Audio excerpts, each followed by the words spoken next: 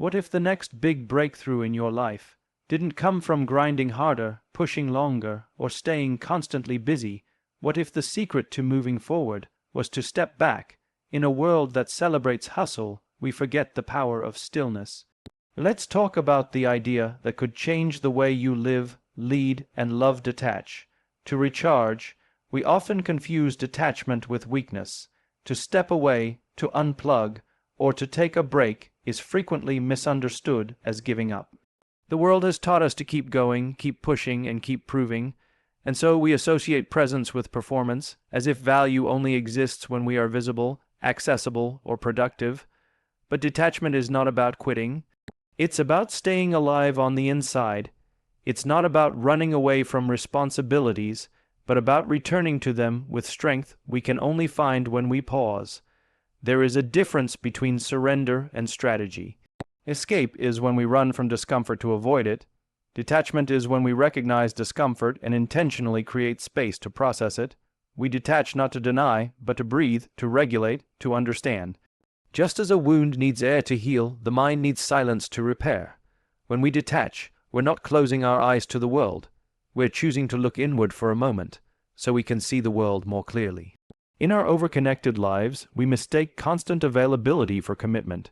We think love means always saying yes, that leadership means always showing up, that strength means never needing rest, but that mindset is quietly dangerous. When we never detach, we begin to erode from within. We lose the ability to discern what we truly value. We become reactive instead of intentional. Our boundaries blur, and eventually, our identity follows. Detachment is a boundary that protects the inner life. It is an act of courage to step back and say, I need a moment. It's not laziness, it's hygiene, mental hygiene, emotional hygiene. Just as the body needs rest after exertion, the heart and mind need room to reset. We are not machines. Even machines have maintenance schedules. But somehow, we tell ourselves we should run endlessly without pause, as if burnout is some kind of heroic medal. Sometimes, detachment is saying no to one more meeting, one more message, one more moment of overstimulation. It's choosing quiet over chaos, not because we don't care, but because we care deeply and need space to reconnect with what matters. It's recognizing that your nervous system was not built for non-stop alerts. Your soul was not made to be squeezed between deadlines and deliverables.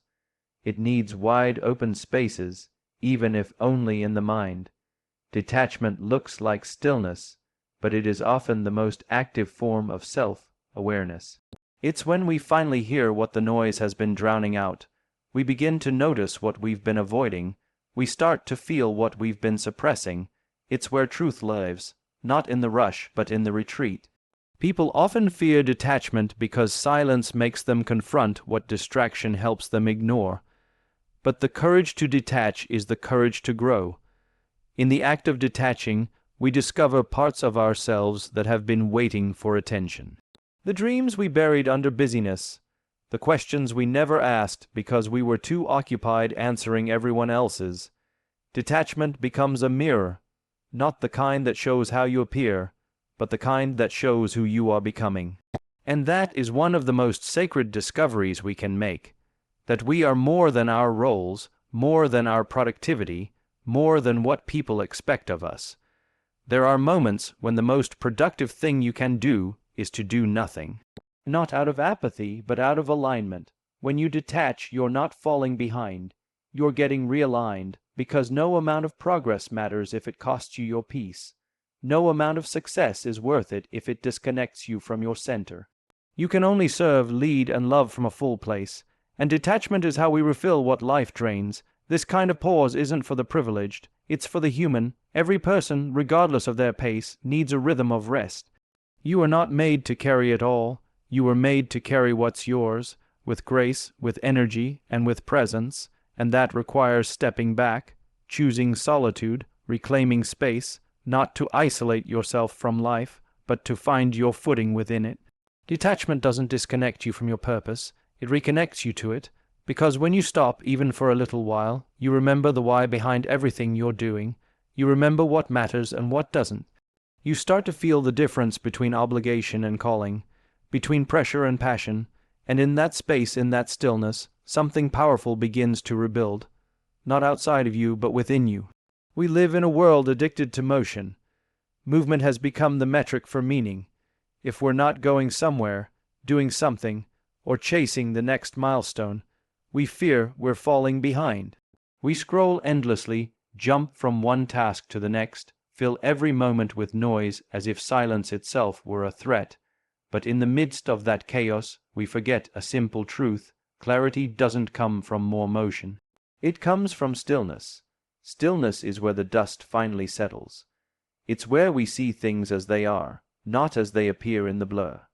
Like a pond disturbed by a stone, our minds ripple constantly under the weight of expectations, urgency, and comparison. But when we are still, truly still, the surface calms, and beneath that quietness we start to see clearly again, not just the world around us, but the world within us. People often equate stillness with stagnation, as if pausing means you're stuck. But stillness is not stuckness, it is space, the kind of space where answers have room to surface. It's not inactivity, it's intentional non-reaction. It's choosing not to move for the sake of moving. It's the discipline of listening before acting, observing before deciding, reflecting before speaking. That's not weakness, that's wisdom. In stillness, we begin to hear ourselves again, our own thoughts, unfiltered by the expectations of others, our own voice, not echoed from algorithms or outside opinions. That's where insight lives, not in the noise, but in the hush between distractions. We often wait for clarity to strike like lightning, but most of the time it whispers. And we can only hear it when everything else quiets down. Some of the most powerful decisions you will ever make won't come when you're racing through life. They'll come when you stop, when you sit with your uncertainty long enough to understand it. When you allow discomfort to teach instead of trying to silence it. When you choose patience over pressure. In those moments, clarity doesn't arrive like a shout. It unfolds like a sunrise. Stillness doesn't mean withdrawing from life. It means engaging with life from a deeper place. It's not stepping away from responsibility. It's stepping into alignment, because so often we're solving problems that don't matter, running toward goals that aren't ours, saying yes to things that drain us, and the only way we can tell the difference is when we slow down long enough to feel it. We glorify multitasking, but it fragments our focus. We praise productivity, but we rarely pause to ask, productivity toward what? Without clarity, effort becomes empty, movement becomes meaningless. Stillness helps us reconnect to our why. It realigns our actions with our values. It reminds us of the point behind the pursuit. Stillness is not found in the absence of sound, but in the presence of awareness. You can be still in the middle of a storm if your mind is anchored. You can be still in a crowd if your attention is centered. This isn't about silence for the sake of silence. It's about consciousness. It's about learning to observe your thoughts instead of being dragged by them. We don't realize how loud our minds are until we try to be still. The moment we stop, the noise becomes deafening. And that's why most people avoid stillness, because it confronts us with everything we've been suppressing. But on the other side of that discomfort is insight, truth, peace. It's not that stillness magically gives us answers. It simply removes the interference. In that space, choices become clearer, priorities realign, confusion softens into direction, and clarity doesn't always mean certainty. It means enough understanding to move forward with intention, and intention changes everything. Not just how we act, but why we act. And when we start from that place, when we lead from stillness, clarity stops being a luxury. It becomes our compass. We're taught that strength looks like motion, forward, fast, and relentless. We're told to keep going, to push through, to never let them see you slow down. Strength in the modern world is often measured by endurance, how long we can hustle, how much we can carry, how quickly we can bounce back. But there's a different kind of strength, one that doesn't show itself in speed or stamina, but in stillness, in the pause between action and reaction. The pause is not weakness, it is control. It is the deliberate decision to not be swept away by emotion, urgency, or ego. Anyone can react. It takes far more strength to not react, to hold your response, to breathe through the heat of the moment and choose presence over pressure. That's not the kind of strength people applaud in the moment, but it's the kind that shapes who you become in the long run. We underestimate what happens in the pause. It's in that space where clarity sharpens, where awareness expands, where intention is born. The pause is where you ask yourself, what really matters right now? It's where you learn to respond with purpose instead of instinct.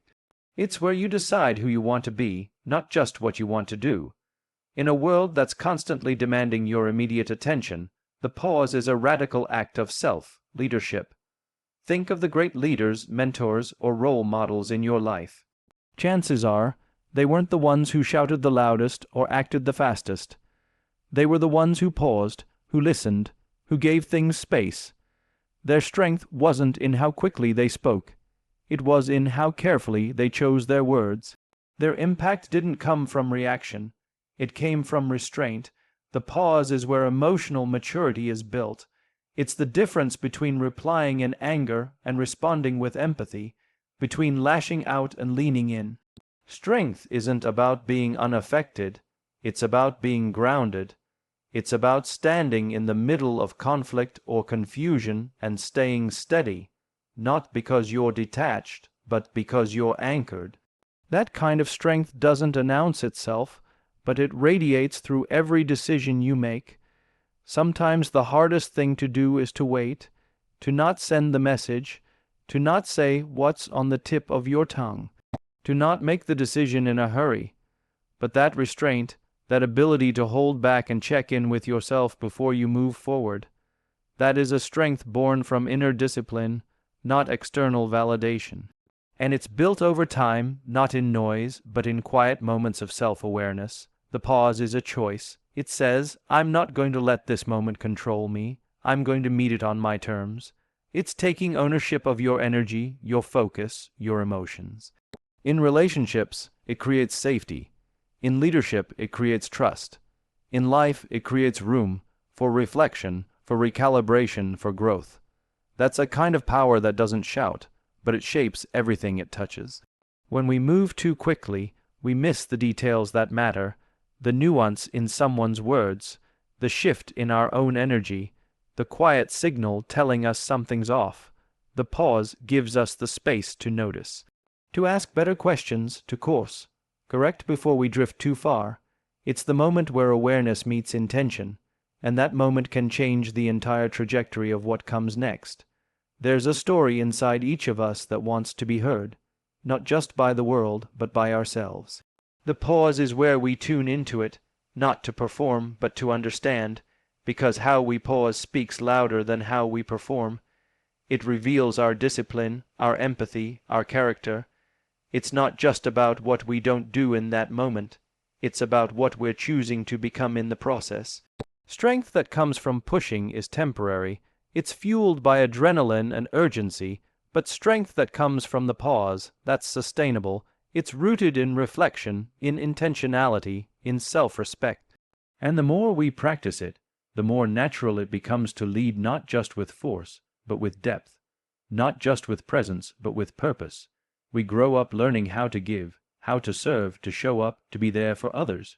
We are praised for being selfless, admired for sacrificing, and often celebrated for how much we can endure. But there's a truth we often overlook in the process. Giving has a limit. You can't offer what you don't have. You can't sustain what depletes you. The idea that we can keep pouring into others without first being filled ourselves isn't noble, it's destructive. There is nothing selfish about self-care, and yet many of us feel guilty when we take time for ourselves. We feel like we're being lazy, unproductive, or neglectful. But how can you show up with love, patience, and presence when you're exhausted, drained, and distant from your own needs? An empty cup doesn't just stop giving, it starts cracking. It leaks and eventually it breaks. That's not a failure of strength, it's a failure of balance. We weren't designed to function on burnout. And yet, burnout has become a badge of honor. People wear exhaustion like a trophy. We say, "I haven't slept in days," or "I'm running on fumes," and it's met with admiration. But underneath that praise is a problem. We're normalizing depletion. We're applauding people for pouring out everything they have without asking what it's costing them in the process.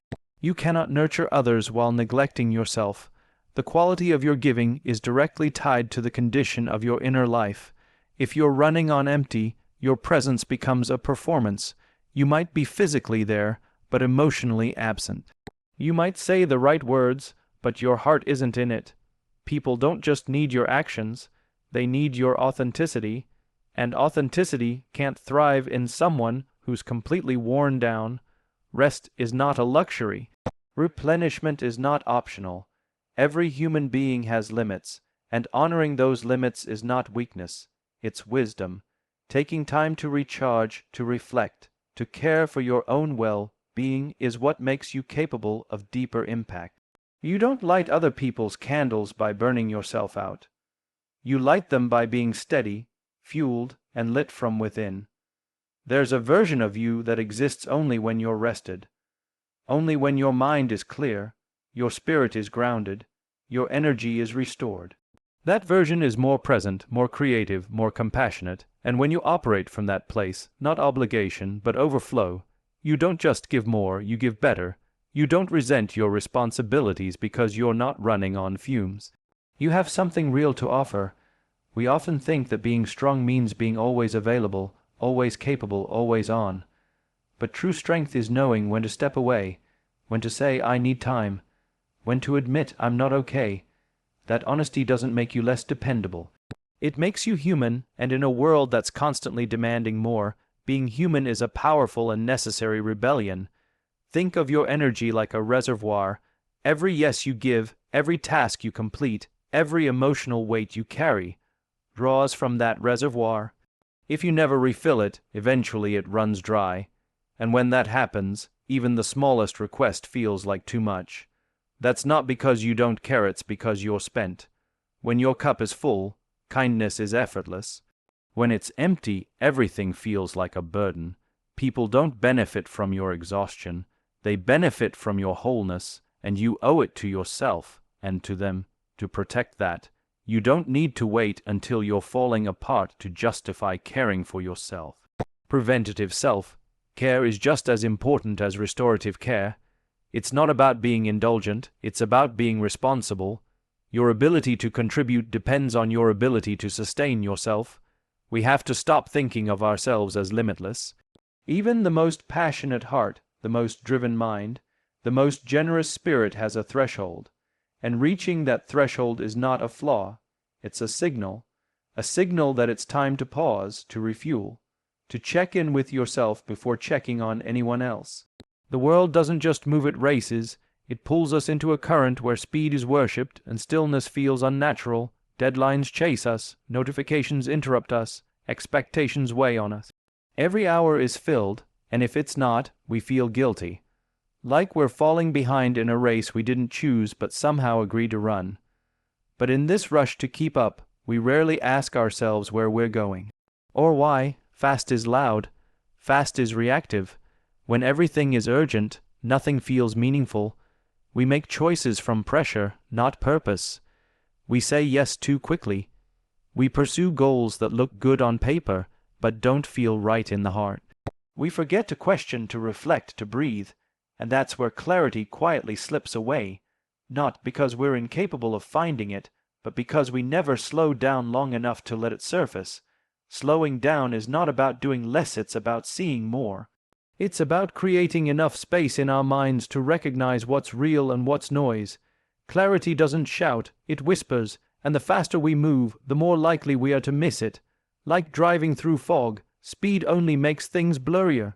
But when we ease off the gas, the road begins to reveal itself.